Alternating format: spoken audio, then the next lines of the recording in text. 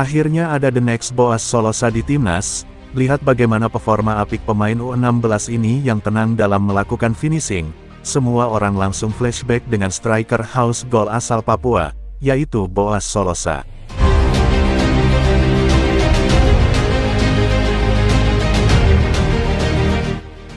Performa apik timnas U16 di laga perdana melawan Singapura masih menjadi sorotan. Setidaknya ada 3 nama pemain yang menonjol saat pertandingan itu. Yang pertama adalah penampilan ciamik penjaga gawang M. Ihsan dalam menggagalkan penalti dari Singapura.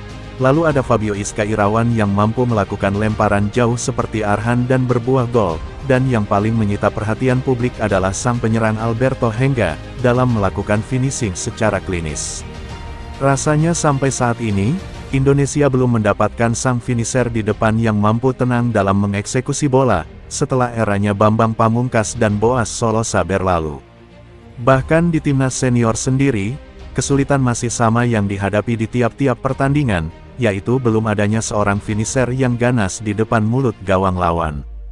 Meskipun nama-nama sebelumnya cukup dieluh-eluhkan, sebut saja Dimas Drajat, lalu ada Ramadan Sananta yang juga besar dan cemerlang di PSM Makassar, namun mereka sampai saat ini belum bisa tampil konsisten di timnas. Bahkan Ramadan Sananta sendiri tidak dipanggil oleh Coach STY lagi ke tim nasional. Meskipun sudah ada pemain diaspora seperti Rafael Struijk, Ragnar Oratmangun, namun tipikal permainan mereka bukanlah sebagai goal getter, melainkan pemain yang bisa bergerak dari mana saja dan tidak diplot sebagai target man. Melalui penampilan apik Alberto Henga di laga perdana, bahkan banyak orang yang mengaitkan pemain tersebut sebagai talenta masa depan Indonesia.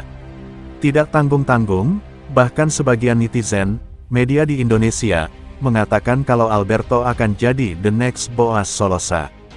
Kita semua tahu, kalau Boas Solosa adalah salah satu legenda timnas Indonesia dan Persipura Jayapura yang sangat ditakuti banyak bek lawan.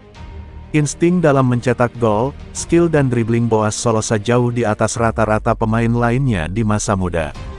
Hal itu juga terlihat hampir sama di performa Alberto Henga di laga melawan Singapura, yang mana penempatan posisi, ketenangannya sangat bagus saat berada di depan gawang.